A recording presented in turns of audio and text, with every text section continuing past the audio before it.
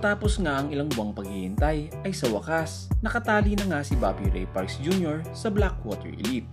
Gaano naman kaya katagal ang nasabing contract? Pero bago nga yan ay pinutin muna natin ang like at subscribe button para maging updated sa mga sports news na gaya nito.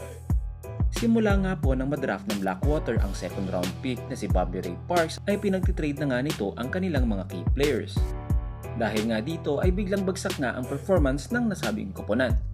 Ine-expect din kasi nila na maglalaro na si Parks despite may commitment nga ito sa Alab Pilipinas. Kanina nga matapos ang kanilang meeting with Parks ay sa wakas napapayag na nga itong pumirma sa kanilang contract offer.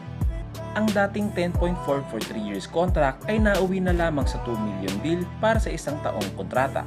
Tingin ko ay dahil na rin ito sa kanyang Twitter post na he wants bigger than the system here.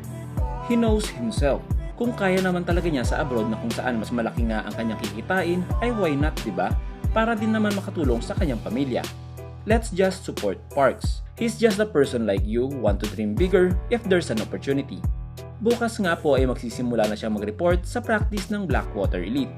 So ayan mga chong, sa tingin nyo ba ay kaya niyang iangat ang Elite sa next conference? Tara na't pag-usapan natin yan sa comment section below. Subscribe na kayo mga chong para updated sa mga sports happenings.